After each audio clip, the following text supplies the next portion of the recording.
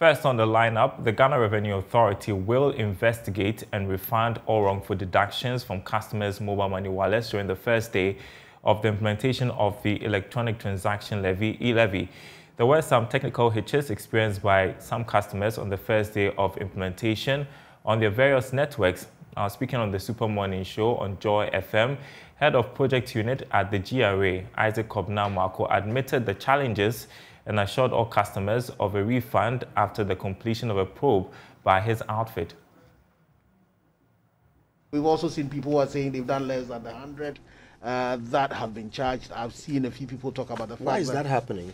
So, well, you have to agree that when the studio, you did your setup and you went live on it, you would come and maybe a particular light, a particular camera. So those are teething problems that you will get when any project starts. The good thing is that the way all of this is being done, we're almost running the Kaizen. So you're picking feedback and then you are checking it, because these are systems that you have set up, And then interesting thing is, especially when I speak about the EMIs, is that the scenarios are varied, You've just raised the issue of even companies and then the sole proprietorships that were in it.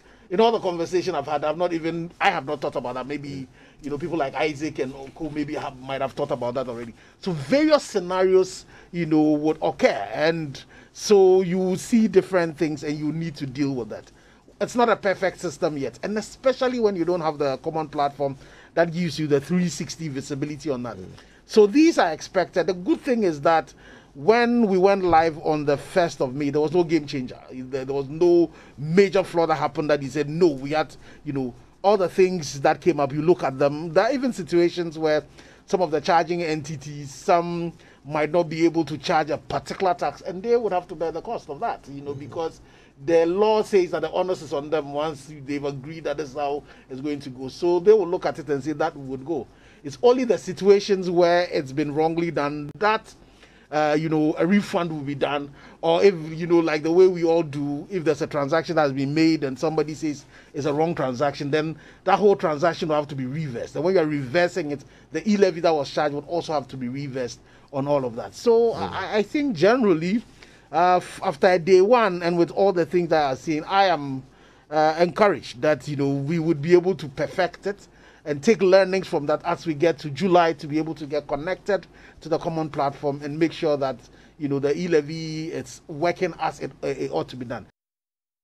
So that was actually Ken Ashby, Chief Executive of the Chamber of Telecommunications. He has been speaking some more on the Super Morning Show, hinting that helplines will be published for aggrieved customers to seek clarity on the payment of the levy. He, however, points out that some of these hitches were expected but confident they will be resolved soon. The interesting thing that's also happened is that government, in its quest to ensure that the vulnerable are not overly, taxed, has agreed to a lot of exemption. And all of this also, introduce complexity in the logics that are in the end. Some of that you might find out that some might be, paradoxical and the system might not be able to deal with it.